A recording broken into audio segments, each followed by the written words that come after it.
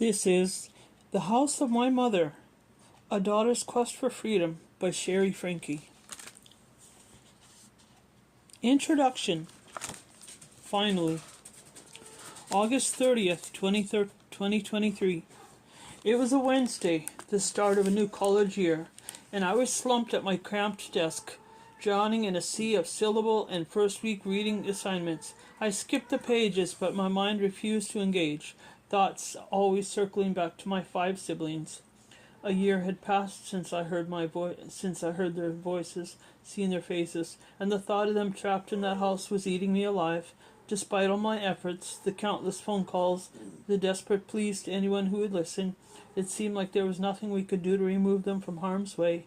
My phone call, my neighbor's name flashing on the screen, my heart skipped a beat. Each call from the neighbor represented a lifetime. It meant an update about the kids. It meant that they were still alive. Shari, the police are at your mother's house. The words exploded through the speaker. No time for hello. They've got guns out there. They're about to bust down the door. My heart seized in my chest as vivid, horrifying images flooded my mind. Tiny body bags being carried out of my mother's home by faceless figures in uniforms. It's happened, came the thought. They're dead. In a daze, I grabbed my car keys and bolted. The drive from my student apartment to my mother's house in Springville usually took 20 minutes, but today it was an eternity compressed into moments of blind panic. I hadn't been back to that house since Ruby had disowned me a year prior. Ruby, the self-anointed saint of motherhood. Ruby, who had turned my life into a surreal version of the Truman Show for her social media disciples. Ruby, who had subjected me and my siblings to her twisted interpretation of crime and punishment all of our lives, until Jodi came along, adding terrifying new flavors of sadism to the regime. Jodi, our family's very own cult leader, a false prophet who swept into our lives like a hurricane, turning my mother into a fawning, starstruck acolyte who lapped up her every demented word like it was holy water. My father, once our anchor, had been banished, leaving Ruby and Jodi to rule unchallenged over our 4 youngest siblings, who were still there with him. I drove through the familiar streets of Springville, a dull, all too familiar anger simmering within me as I navigated the quiet of suburbia. Why did no one have any information on the children? Why had they been pulled out of school? Why couldn't anyone shield them from harm? Countless warnings had already been sent to the Division of Child and Family Services, DCFS, to law enforcement by me and by concerned neighbors. I've been shouting from the rooftops for a year.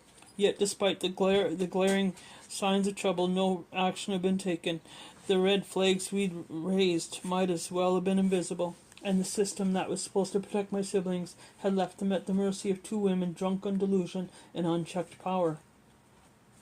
I turned onto my sleepy cul-de-sac and encountered a war zone. Police cruisers formed a barricade of flashing lights. SWAT teams prowled on our front lawn. Neighbors huddled on the sidewalks, fear and fascination on their faces. I got out of my car and an officer blocked my way, his face a tombstone. "I can't let you go past this point, miss." "But that's my house," I pleaded. "My siblings, are they safe? Where are they?" Snippets of radio chatter teased me. Was that my brother's name I heard? "Please," I begged. "Will someone tell me what's happening?" An officer approached, his tone urgent. "Miss, can you provide us with the layout of the house? Any safes, guns?" Through my tears, I gave him the information he needed. 7 bedrooms, 6 bathrooms where we were once jostled from mere space. Some guns locked away, a pantry that could outlast an apocalypse, each room echoing to the ghost of who we once were. Then chaos erupted. The front door splintered under the baton's ram's assault. Officers swarmed in like angry hornets. I stood rooted to the spot, watching. "God, please let them be alive," I prayed. A surreal thought bubbled up. This moment, this climax of my family's descent into madness, needed to be documented, preserved, and shared on social media, just like every forced smile. Every staged perfection had been too. I pulled out my phone, my hand steady despite the madness around me. Frame, shot, snap. The caption crystallized in my mind. A single word that carried the weight of years. Finally.